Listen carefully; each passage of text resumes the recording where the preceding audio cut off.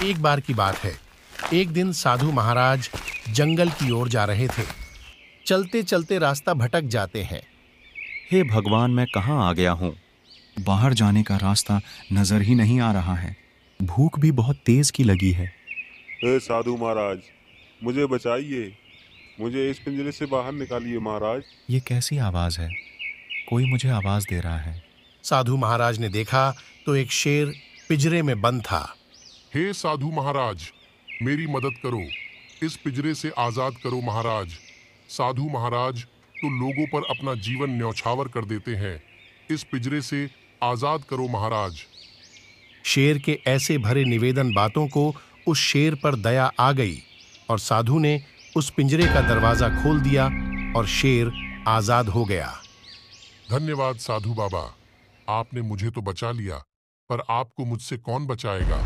क्या मतलब, तुम कहना क्या चाहते हो? इतना भोले भी मत बनो साधु। मेरा चरित्र और व्यवहार तो तुम जानते हो। मैं जंगल का राजा शेर हूं। मुझे जोरों की भूख लगी है। मैं तुम्हें खाकर भूख शांत करूंगा। हे सिंह, मैंने तेरी जीवन की रक्षा की है और तू यह भूल रहा है। जीवन रक्षा करने वाला जीवन दाता के समान होता है। अतः तुम्हें तुम्हारे जीवन का दान किया है। अगर तुमने मुझे आहार बनाया तो तुम्हें बड़ा भयंकर पाप लगेगा। अरे साधु महाराज, आपको यह पता नहीं है, पाप और पुण्य केवल इंसानों को ही होता है। मैं तो जानवर हूं, जानवर को नहीं पाप लगता है और न ही पुण्य। अब तुम मरने के लिए तैयार हो जाओ। हे सिंह, थोड़ा ठहर जाओ। मुझे तो अपनी मौत का जरा सा भी डर नहीं है, लेकिन मैं इस बात के लिए 3 लोगों का राय जानना चाहता हूं।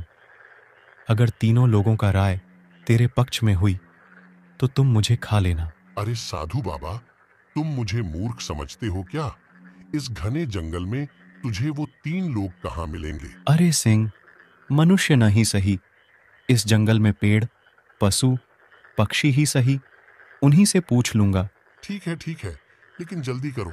इतना कहकर शेर और साधु एक जंगल की ओर चल देते हैं और आगे जाके साधु पेड़ से पूछते हैं। प्रणाम साधु महाराज। आयुष्मान भव, खुश रहो, खूब फूलो फलो। कहिए साधु महाराज, मैं आपकी क्या सेवा कर सकता हूँ? हे वृक्ष, मैंने शेर को पिंजरे से बाहर निकाला, इसे आजाद किया। मैंने इसका जीवन बचाया, लेकिन यह मुझे ही खाना चाहता है। क्या यह सही है? हाँ, यह सही है, क्योंकि संसार में भलाई ही नहीं है। मैं अपनी छाया का कितना उपकार करता हूँ। सब आकर मेरी छाया में विश्राम करते हैं। धूप से बचने के लिए मेरी छाया में आनंद लेते हैं। शीतल हवा देता हूँ, फल देता हूँ, लेकिन लोग मुझ पर पत्थर फेंकते हैं। मेरी टहनियों को, शाखाओं को काट ले जाते हैं, मुझे दुख देते हैं और मुझे ज़रूरत पड़ने पर भी जड़ सहित काट ले जाते हैं। इस दुनिया में अच्छाई ही नहीं है। अगर आपने इस शेर पर अच्छाई दिखाई ही है और यह जानते हुए भी शेर जंगल का राजा है, तब भी आपने बहुत बड़ी भूल की है। इसलिए अगर कहा भी जाए तो ये सही है। देखा साधु, मैं सही कह रहा था। ठीक है सिंह, चलो किसी दूसरे से पूछ लेता हूं।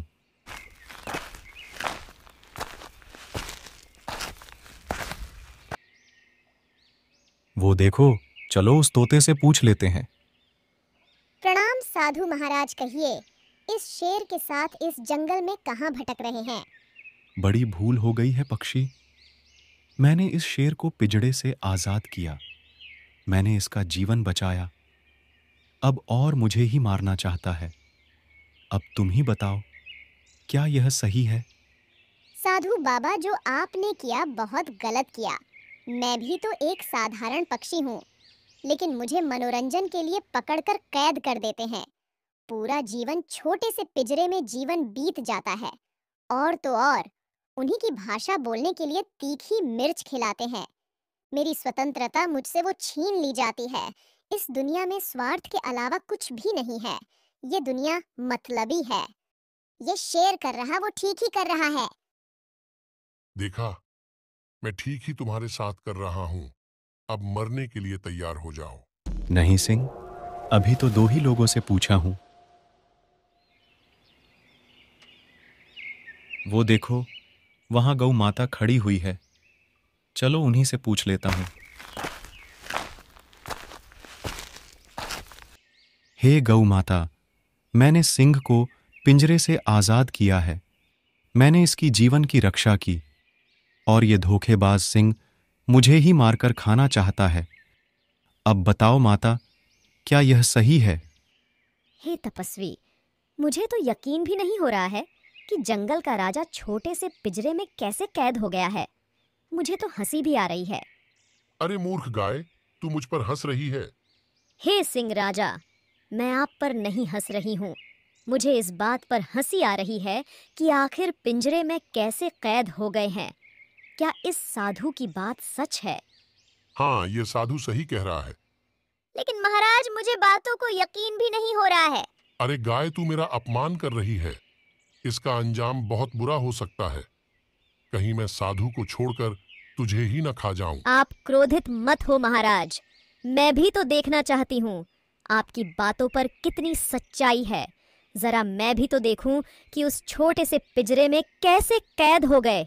मुझे तो विश्वास ही नहीं होता। अगर तुझे विश्वास ही नहीं होता तो चल, मैं तुझे दिखाता हूं कि मैं उस पिंजरे में कैसे कैद हुआ था।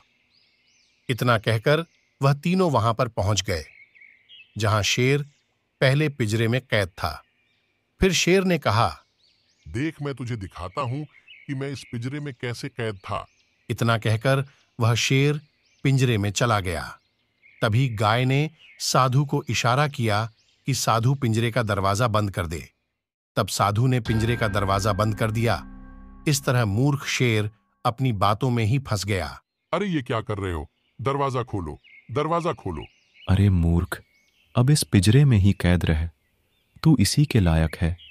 हे गौ माता, आपके कारण मेरी जान बच गई, ना तो यह शेर मुझे मार ही डालता।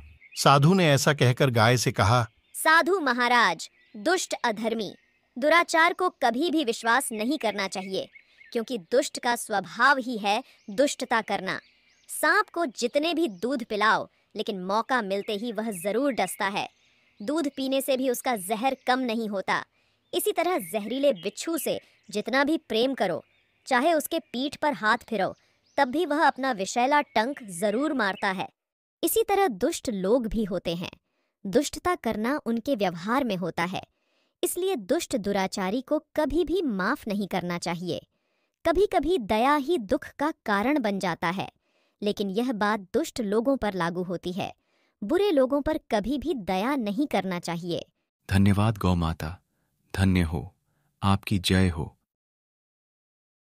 ये कहानी अच्छी लगी हो तो सब्सक्राइब जरूर करें।